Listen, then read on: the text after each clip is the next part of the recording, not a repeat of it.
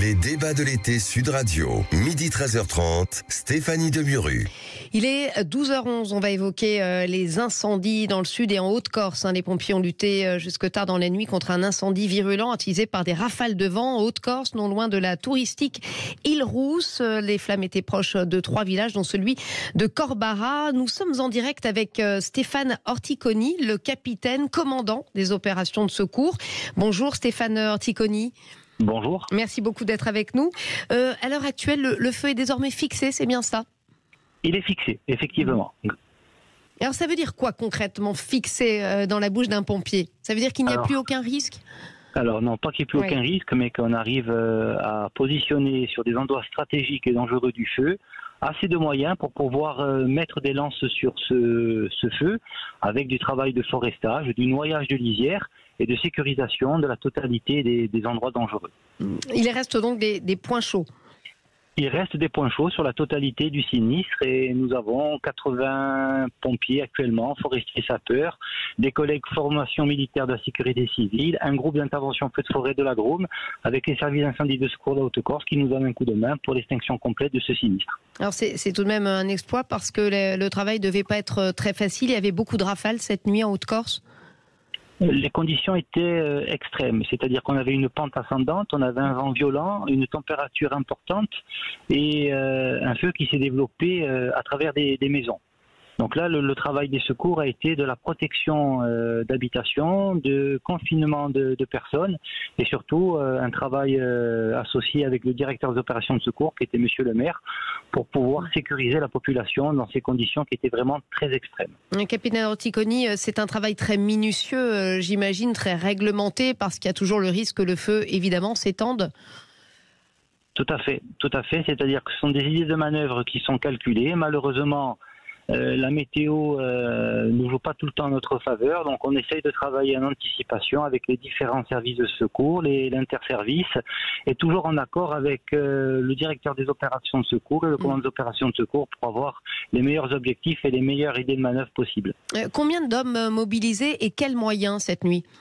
Alors cette nuit, nous avons comptabilisé près de 200 sapeurs-pompiers, ce qui représente 50 engins de lutte, imaginés dans des petites ruelles de village, avec des gens qui étaient affolés, qu'il a fallu sécuriser, confiner, et surtout protéger les maisons, tout en ayant une action sur le feu pour éviter qu'il saute 2 départementales importantes qui n'auraient pas permis de maîtriser ce feu au petit matin. Alors on rappelle que 9 feux sur 10 sont d'origine humaine. Là, une enquête a été ouverte. Il y a des soupçons ? Alors, on laissera sur cette partie enquête les forces de l'ordre répondre à cette question, mais nous avons vu 2 feux distincts partir à 200-300 mètres l'un de l'autre, mais les services de gendarmerie répondront à l'issue de l'enquête. Merci en tout cas, capitaine Stéphane Orticoni. On rappelle que vous faites un métier extrêmement dangereux puisque 2 pilotes de bombardiers ont trouvé la mort hier en Grèce pendant qu'ils luttaient contre les flammes. Merci à vous et restez avec nous dans quelques instants. On sera avec le maire d'une commune dans les Bouches du Nord où il y a eu également des feux qui semblent maintenant fixés. On sera avec lui pour faire le point sur la situation. Les débats de l'été Sud Radio, midi 13h30, Stéphanie Demuru. Il est 12h17 en direct sur Sud Radio. On continue à parler des incendies. Plusieurs feux étaient en cours dans le sud de la France, notamment dans les Bouches-du-Rhône, dans les Alpes-Maritimes, à Cagnes-sur-Mer. Nous sommes en direct avec le maire de Velot, dans les Bouches-du-Rhône, Yannick Guérin. Bonjour Yannick Guérin. Bonjour. Vous faites partie des communes qui ont été touchées par les incendies. Où en est-on à l'heure où l'on parle ? Bon, aujourd'hui, les nouvelles sont plutôt rassurantes. Effectivement, le feu a été fixé en toute fin de soirée. On a eu la chance d'avoir énormément de moyens qui étaient sur place. Il faut vraiment saluer le travail du SDIS 13, mais aussi des SDIS environ et même éloignés, puisqu'on a même des pompiers du Val d'Oise qui étaient sur place. Et on avait presque 160 hommes et femmes qui étaient sur place très très vite. Donc voilà, ça a permis de circonscrire très vite le feu.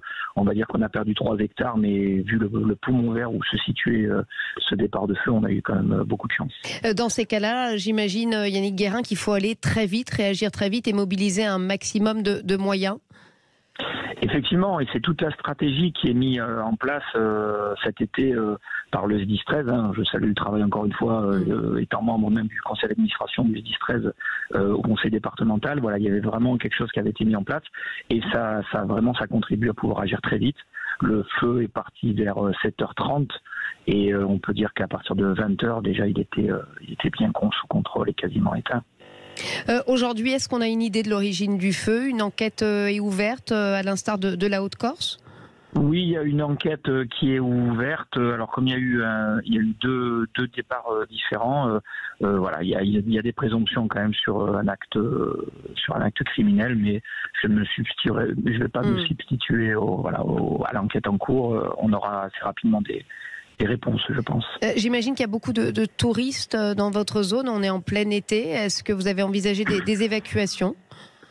Alors non, si vous voulez, les choses se sont réglées d'une telle manière qu'on n'a pas eu à organiser ça. Les gens ont l'habitude, malheureusement. L'année dernière, nous avons été la première commune impactée par les feux, avec un incendie sur le secteur qui avait déjà fait brûler 8 hectares. Donc là, ça avait été beaucoup plus problématique parce qu'il y avait vraiment des habitations qui étaient menacées. Là, on va dire que paradoxalement, le fait que ce soit vraiment sur de la forêt, voilà, on avait moins de problématiques de logement ou de ce type-là. Merci en tout cas Yannick Guérin d'avoir été avec nous, le maire de Velot dans les Bouches-du-Rhône, avec des nouvelles plutôt rassurantes puisqu'à l'heure qu'il est donc l'incendie a été fixé. Merci d'avoir été avec nous en direct sur Sud Radio.